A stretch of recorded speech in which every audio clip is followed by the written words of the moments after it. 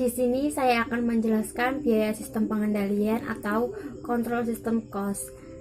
Biaya sistem pengendalian ini dibagi menjadi dua, yaitu biaya langsung dan biaya tidak langsung. Biaya langsung mencakup seluruh biaya out pocket, biaya moneter yang dibutuhkan untuk mendesain dan mengimplementasikan SPM, seperti biaya pembayaran bonus tunai atau biaya pemeliharaan staf audit internal. Biaya tidak langsung dapat dikurangi oleh biaya langsung pengendalian yang disebabkan oleh sejumlah efek samping yang merugikan, termasuk perubahan perilaku, kecakapan bermain game, dan penundaan pekerjaan dan perilaku negatif.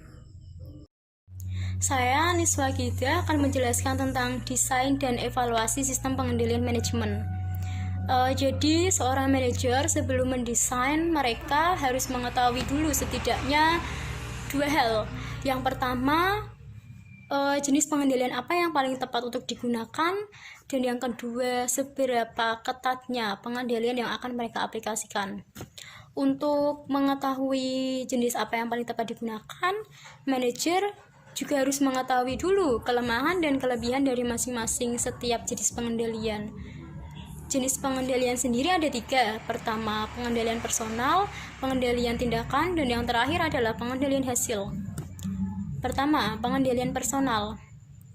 Pengendalian personal yaitu pengendalian yang membantu kecenderungan alami karyawan untuk memastikan dan memotivasi diri mereka sendiri. Pengendalian personal sendiri memiliki 3 tujuan utama. Yang pertama, beberapa jenis pengendalian membantu mengklarifikasikan harapan dengan cara memastikan bahwa setiap karyawan bertindak sesuai dengan keinginan perusahaan. Dan yang kedua,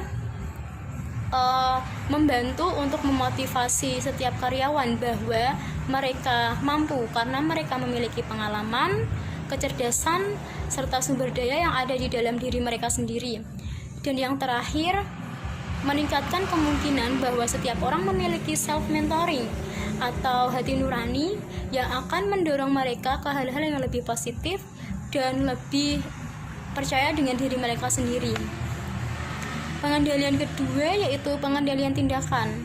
Pengendalian tindakan sendiri adalah bentuk paling langsung dari pengendalian manajemen, dikarenakan di dalamnya meliputi pengambilan langkah-langkah tertentu untuk memastikan karyawan bertindak sesuai dengan keinginan perusahaan, seperti contoh pemasangan sandi pada komputer.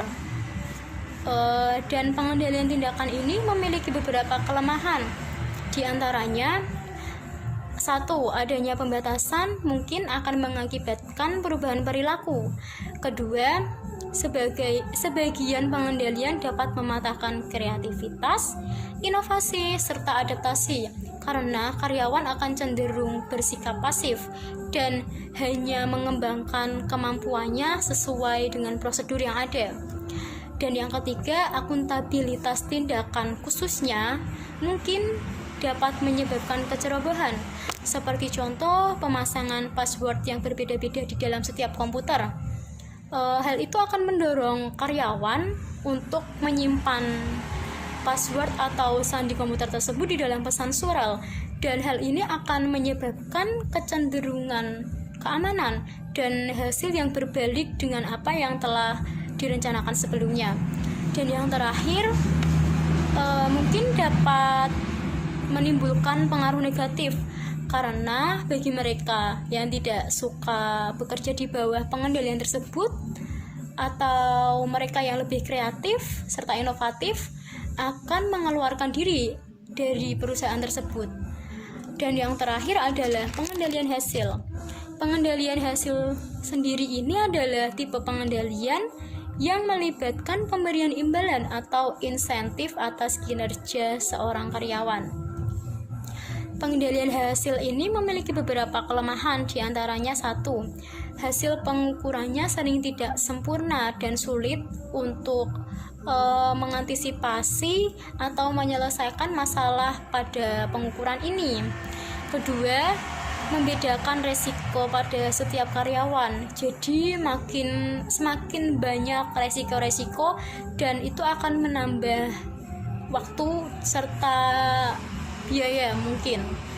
ketiga, tidak optimal pada sejumlah target kinerja. Tetapi pengendalian hasil juga memiliki beberapa keunggulan. Pertama, dapat menjadi pengendalian yang efektif. Kedua, dapat mempengaruhi perilaku karyawan pada saat mereka memperoleh otonomi yang signifikan. Dan yang terakhir, biayanya relatif murah. Perkenalkan, nama saya Faza Puspitaningrum. Di sini saya akan menjelaskan tentang pemilihan ketatnya pengendalian. Pemilihan ketatnya pengendalian sangat penting dilakukan oleh suatu perusahaan untuk mencapai suatu tujuan. Oleh karena itu, hal yang harus diperhatikan dalam pemilihan ketat pengendalian diantaranya, yang pertama, mengidentifikasi manfaat potensial dari masing-masing jenis pengendalian. Yang kedua, banyaknya biaya yang digunakan.